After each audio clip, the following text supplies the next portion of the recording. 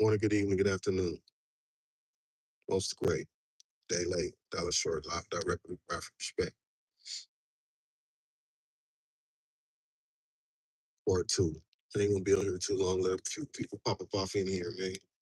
They can know where y'all tapping in from, what state, city, town, county y'all tapping in from, man. It's been a minute since I dropped some new content on this channel. This channel kind of dying. I'm so close to a thou wow. But it seemed like I can't break the mold. You know what I'm talking about?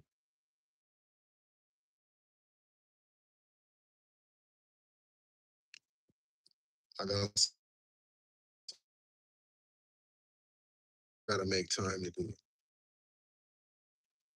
But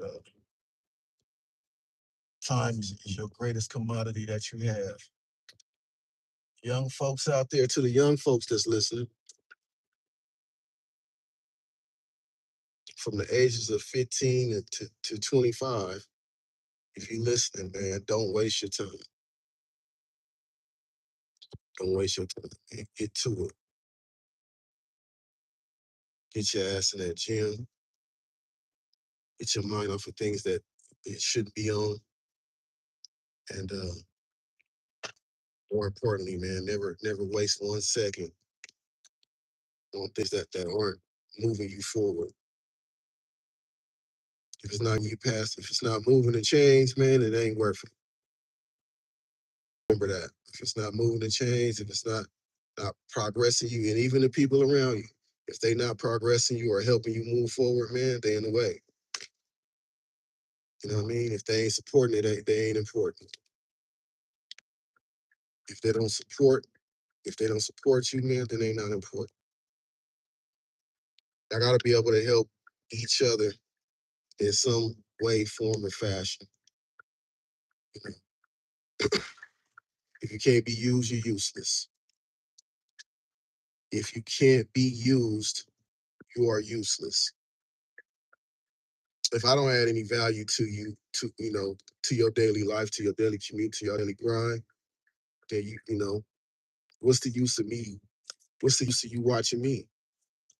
So everybody in your life should be important, and it should be imperative that you narrow that down and find it out now. Find it out right now. Who is the important person in your life, and who is expendable?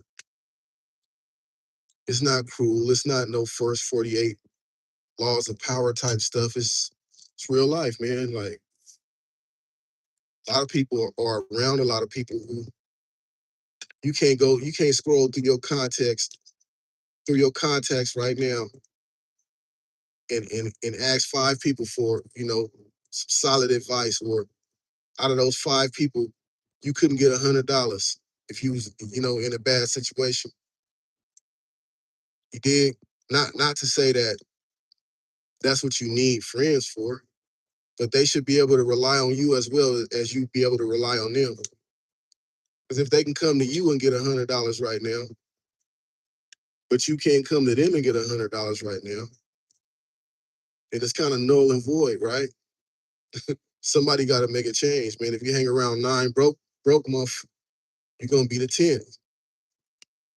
And to you young kids, man, that are out here and you hanging around people and unfortunate things are happening to them, like they're going to jail, they're getting shot, they're getting in fights, then what you think gonna happen to you? You know, you are a percentage of the people that you hang around. So you need to, latch yourself on to some people who got some wisdom and knowledge and some game, and who are doing things with their life that are imperative, that are important. Stop hanging around losers, because, hey, you're gonna be a loser too. You're hanging out with your buddy, and maybe he's, not in a so good circumstance financial, and it's just been that way. like since forever. It's a pattern there. Human beings are pattern-seeking creatures. We tend to dive into and delve into our patterns. And this ain't a isn't a live about people's financial situation. It's just as a whole, like it's an arrow, it's an indicator of where you want to be at in life. And I'm telling you things right now that I wish somebody would have told me when I was younger. I wish I would have latched on to it. But a lot of the things that I'm talking about right now, I could use myself as an example. So maybe you could pass this live on or share this live with somebody who really needs to hear it. Because when I was your age, I was severely effing up. I was severely effing up. And I was on a crash course. I was on a hamster wheel going nowhere fast. You dig what I'm saying? And it all starts with how you spend your time. I remember my dad when I was 17 years old. I've been going to NA and AA meetings since I was 11, 12 years old. Not because I had a substance abuse problem, but because my dad used to, and when he got out of prison, he made it his goal to help other people who were struggling with addiction. He opened up some men's home. He's a pillar of Bakersfield. Opened up the I got a whole documentary that I'm about to release on him. So I'm not going to bloviate too much on that, but that's the reason why I was at those meetings, and I learned a lot from being at those meetings, listening to people's testimony, and I got a lot of game from that. And I was still headed nowhere fast. But you know, my dad used to always ask me what I wanted to be.